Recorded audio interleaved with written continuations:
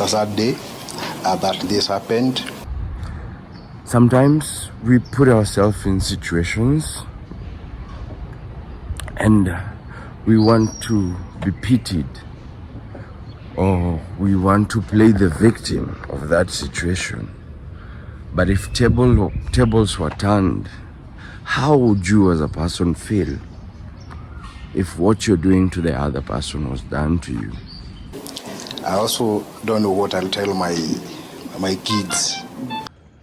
Hello and good morning, ladies and gentlemen. I live like a, like a bird. I can sleep on any tree as long as it's my tree that I planted. When I was going to the street, nobody was paying me. I was stepping out as a young person from Kibera who was tired of the continued greed among leaders in our country. Hello and good morning, ladies and gentlemen. It's weekend. It's Saturday, and I just woke up. I'm used to waking up early in the morning, so being a day that I don't go to the gym, and there's much to do, but not. It's a weekend, so I need to get some rest, and I'm being mindful of that. Yeah, in my previous video, I shared with you guys the state of things in Kenya, and my confused tone caught in mixed reactions as well. Okay, appreciation of music. I woke up in this nice pants, sleeping pants of mine. Waking up pants, I don't sleep on pants. But I also wanted to update you guys and share with you guys my confusion. Yeah, this is a different neighborhood, as you guys know. I do hostings, and so when I don't have guests here, I live like a, like a bird. I can sleep on any tree as long as it's my tree that I planted. Yeah, so I'm in Nairobi, Kenya, so we've had this finance bill protest, and a couple of things have happened. First and foremost, I think I've been an activist, and I've gone to the streets so many times, demonstrating. Coming from Kibera, always felt the need to fight for the people, but also I've not given up on the fight. I still fight for the people, but to the capacity that I can. In this case, yes, there are a lot of things in the finance bill that personally I am not for. I am very against, but I also want to understand the logistics. So the politicians are saying they want to negotiate, and they're also saying there are organizations that are looking for donor funding, so they're using young people. But that is not for me to say. That is hearsay, that is out here. When I was going to the street, nobody was paying me. I was stepping out as a young person from Kibera who was tired of the continued greed among leaders in our country and in our government. And so I slowed down on protests. Not that I quit protests. And the reason why I slowed down on protest, I'm gonna tell you. This is my way of protesting. It might get different. I really have also learned a lot from the current protest that is happening with Gen Z. Thank you for everyone who dropped a comment and educated us. Like I said, Victor's with Victor is about sharing, inspiring, but most importantly for me is learning. That's why I answer to all my comments. I look at them, and if I don't answer, there's an energy I cannot engage. I do not engage because I feel like there's an energy I'm above. I vibrate differently, and if we are not on the same vibration, I appreciate you for dropping your comment. But look into yourself and see, is it relevant to this channel? Is it relevant to the vibration that we're having right now? Difference in opinions doesn't make us enemy, but if you choose to be an enemy, that's on you. You know what they say about hate only eats you.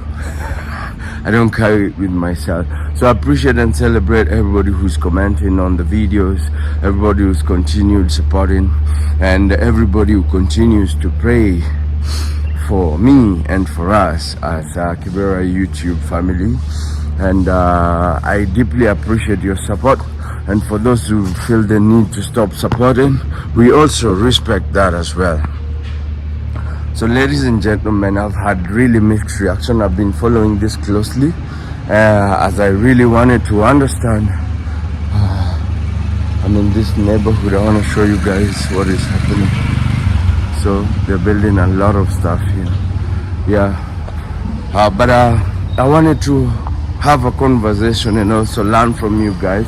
From the comment section, I get a lot of insights as I dive into this. Reject the finance bill. This is not over, it's just getting started. And protesters like us, we might just get into it and make it lit. So one of the biggest things that I wanted to discuss with you guys, so far so good, I think the Gen Z have showed something. And there's a really huge lesson to be learned from these young people. Like I always say, there's always something to learn from, regardless of their age, tribe,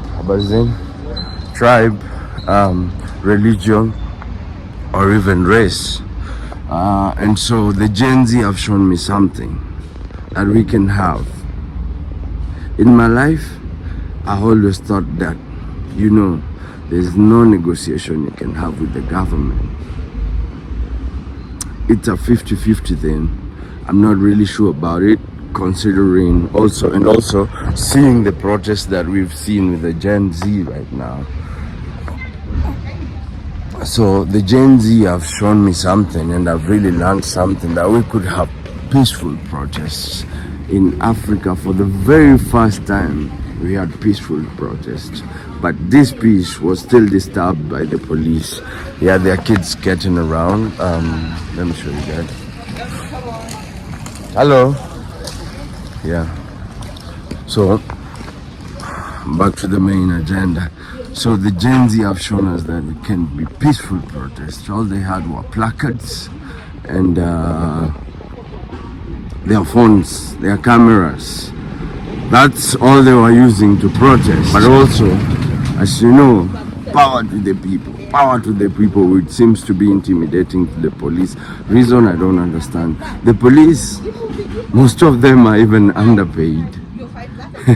But they still attack these people. We really understand. And this is where I'm really confused. We understand that you took the oath, the police, and you have your crown. When you wear it, you have to wear it with loyalty. But when you detonate that tear gas, when you put that bullet,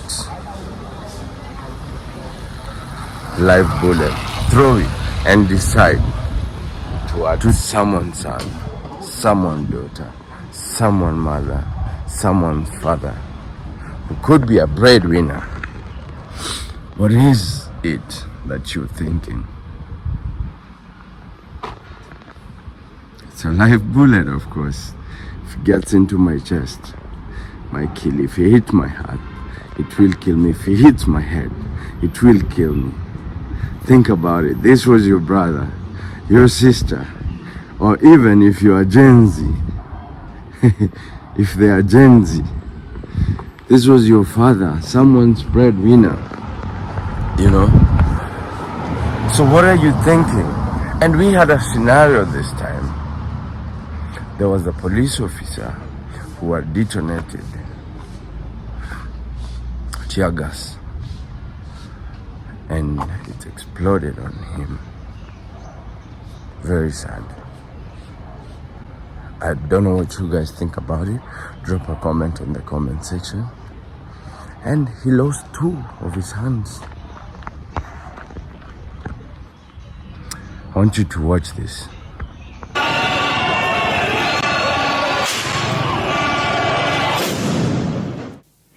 He recounts the horrific incident. It's a sad day that this happened as we were keeping calmness in the lobby.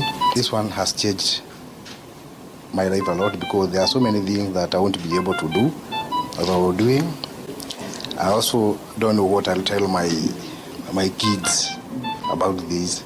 I know they will be very much shocked. He had lost his both hands, which, okay, the primary treatment has been given, but the kind of injury he had, like there's no surgery, there's no treatment which can heal him now. Yes, let me know what you think about this. It's sad. This was a breadwinner to a family. He's asked us, what is he gonna tell his children? I don't know if it was a mistake or it was intentional.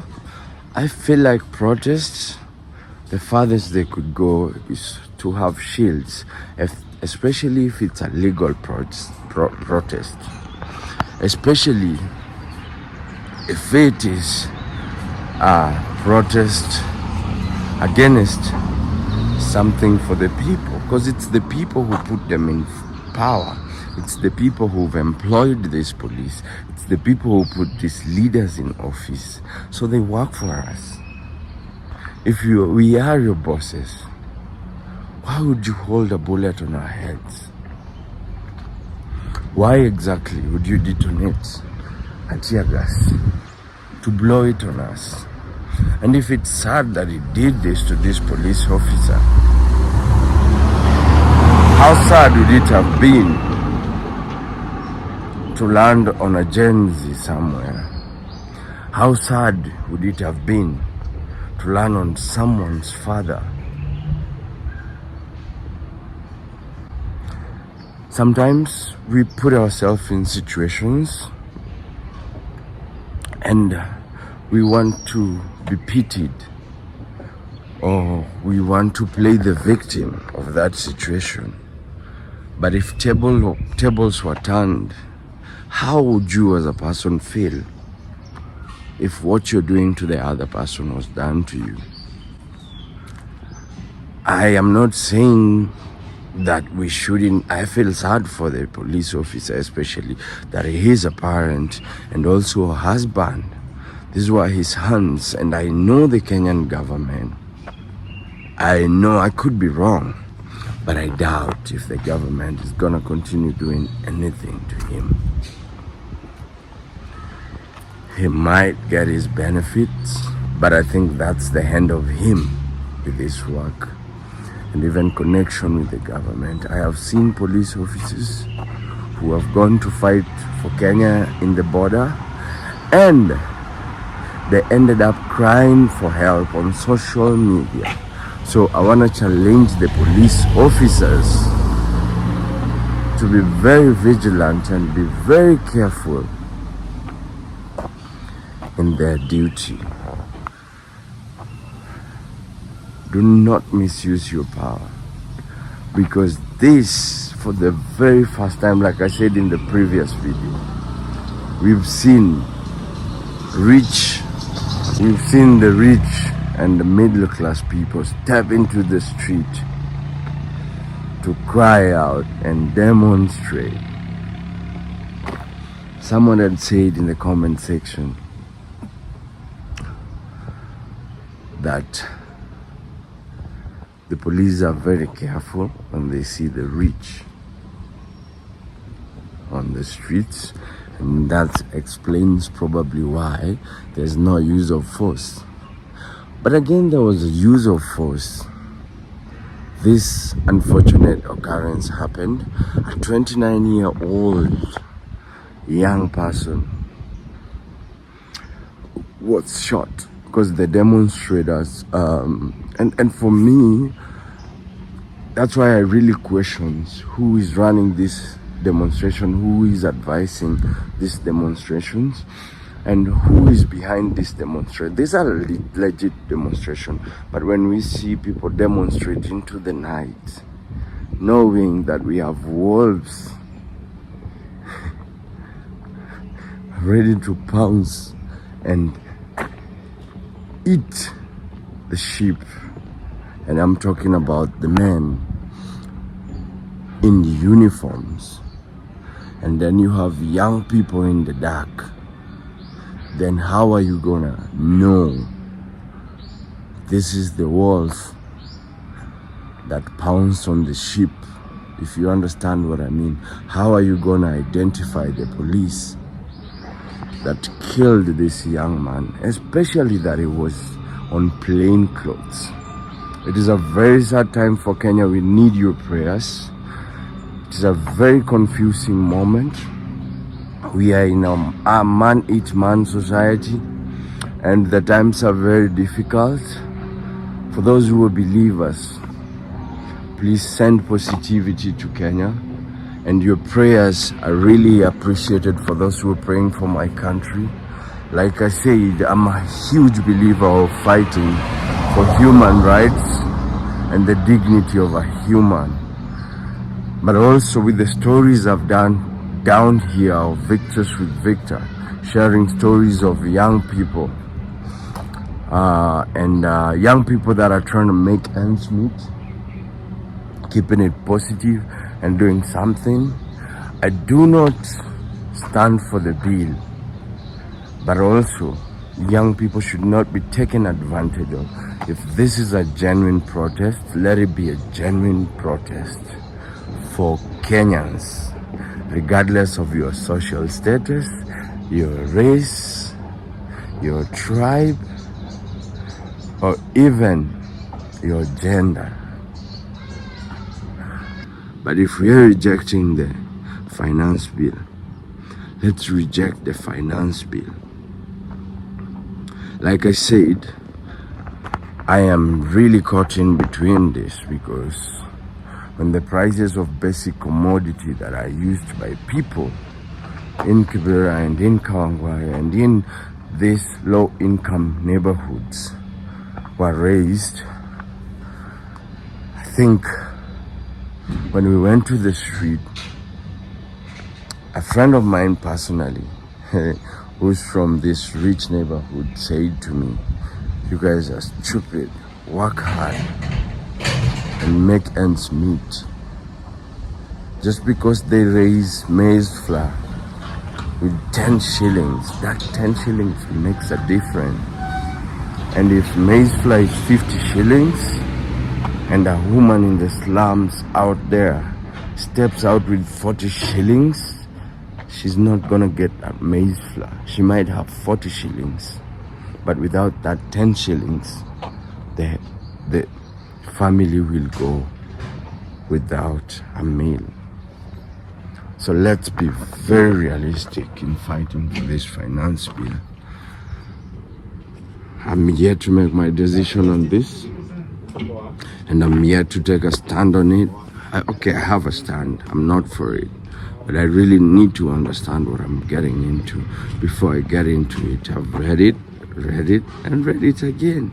I understand, but I want to understand the intention, because also the trauma that I'm personally dealing with is stepping out on the street, fighting for an agenda, fighting for it, and then the person who is driving that agenda goes and shakes hands with the enemy.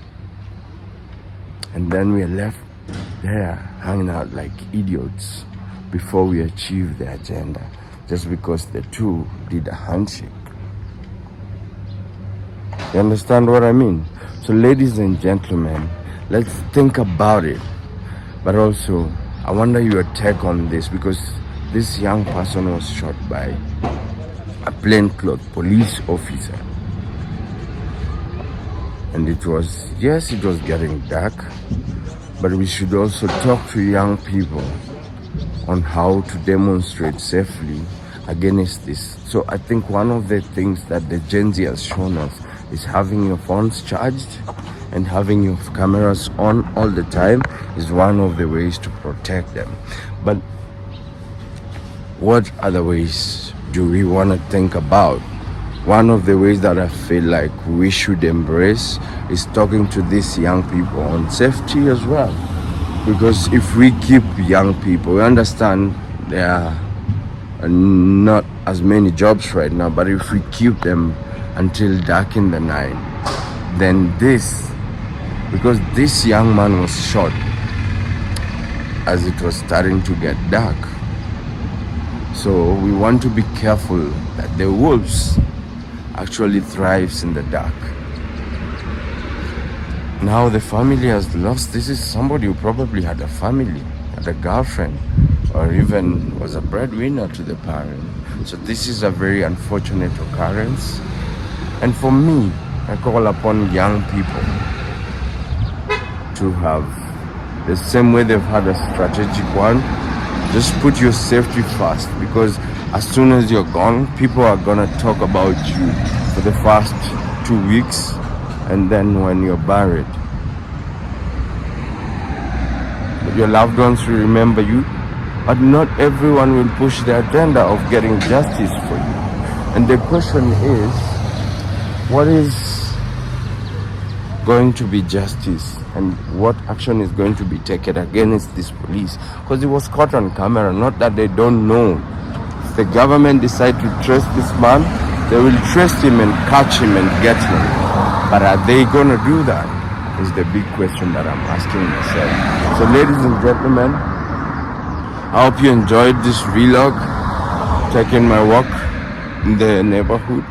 I wanted to share this insight and also get your comments, get your insights on the comment section as well, as we figure out what to do. Because from the comments I've seen, this is not a Kenyan problem. I've seen Nigerians, I've seen people from Togo, from Zambia, South Africa talking about, so it's an African thing. And even from the Western countries, some of people are talking about the corrupt government and how dirty the governments are. So ladies and gentlemen, if you are a professional protester or even a certified demonstrator, please drop a comment on the comment section, or even drop me an email. Then we can figure out some of the best ways to go about demonstration. Because this protest, this fight is not ending today. It is not gonna end today, and we know as a new generation. So we need insights and even ideas on how to go about addressing these issues. You can tell from my face that I'm very frustrated about the whole thing that's going around. And so ladies and gentlemen, for me, like I said, I'm still not gonna dive in.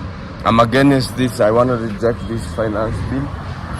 But also again, if these leaders that are voting for it, and public opinion, it's evident that the public does not want this finance bill to go through. But if the leaders' vote is yes, then what is it that we have to do as a people? We are yet to, it's 2024. In 2027, we are going to the ballot to vote again. How do we want to go about it? It's a thing now Gen Z has to start thinking about, and we have to start thinking and processing about. I appreciate and celebrate you guys, and thank you very much for your time. I appreciate your effort and support. I hope to see you guys in the next one. Please drop a comment on the comment section. Adios. Peace.